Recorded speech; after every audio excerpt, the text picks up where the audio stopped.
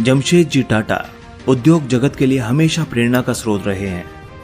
उन्होंने न सिर्फ शून्य से शुरुआत की, बल्कि एक ऐसे औद्योगिक घराने की स्थापना भी की जो वर्षों से व्यवसाय के साथ साथ नैतिकता का भी ध्यान रखता आ रहा है। अनेकों बार टाटा ग्रुप ने व्यावसायिक लाभ हानि को दरकिनार करते हुए देश और समाज की जरूरतों को ज्यादा महत्व दिया। यही कारण है कि टाटा कंपनी सबसे भरोसेमंद ब्रांड बनकर उभरी और लोगों के दिलो दिमाग पर छा गई। आइए टाटा समूह के संस्थापक जमशेद जी टाटा के जीवन से जुड़े कुछ महत्वपूर्ण पहलुओं को जानते हैं। जमशेद जी टाटा भारत के महान उद्योगपति तथा विश्व प्रसिद्ध औद्योगिक घराने टाटा समूह के संस्थापक थे। उनका जन्म 1839 में गुजरात के एक छोटे से कस्बे नवसारी में हुआ था।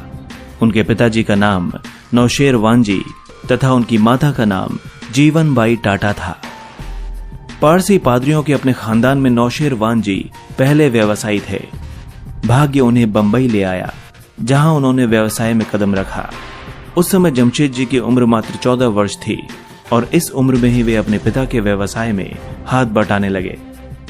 जमशेद जी ने एल्फिंस्टन कॉलेज में प्रवेश लिया और अपनी पढ़ाई के दौरान ही उन्होंने हीराबाई दवू से विवाह कर लिया। वे 1858 में ग्रेजुएट हुए और अपने पिता के व्यवसाय से पूरी तरह जुड़ गए। 29 वर्ष की उम्र तक वे पूरी मेहनत के साथ पिता के कारोबार में हाथ बटाते रहे, पर उन्हें कहीं और पहुंचना था। इसीलिए अपनी बचत के 21,000 रुपयों की पूंजी के साथ उन्होंने एक ट्रेडिंग कंपनी की स्थापना की। उद्योगों की शुरुआत। वो दौर बहुत कठिन था। अंग्रेज अत्यंत बर्बरता से 1857 की क्रांति को कुचलने में सफल हुए थे। 1868 में 21,000 रुपयों के साथ उन्होंने अपना खुद का व्यवसाय शुरू किया। सबसे पहले उन्होंने एक दिवालिया तेल कारखाना खरीदा और उसे एक रुई के कारखाने में तब्दील कर दिया। इसके साथ ही उसका नाम बदलकर रखा अलेक्जेंडर मिल। 2 साल बाद उन्होंने इस मिल को अच्छे खासे मुनाफे के साथ बेच दिया। इस पैसे के साथ उन्होंने नागपुर में 1874 में एक रुई का कारखाना लगाया।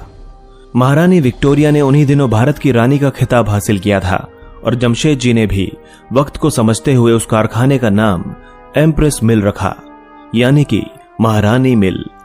1869 तक टाटा परिवार को एक छोटा व्यापारी समूह समझा जाता था। इसे मुंबई व्यवसाय जगत में पीछे की बेंच पर बैठने वाला माना जाता था। जमशेद जी ने इस भ्रम को तोड़ते हुए एम्प्रेस मिल बनाई, जो उनकी पहली बड़ी औद्योगिक कंपनी थी। जब जमशेद जी ने नागपुर में कॉटन मिल बनाने की घोषणा की, उस वक्त मुंबई को टेक्सटाइल नगरी कहा जाता था। उस समय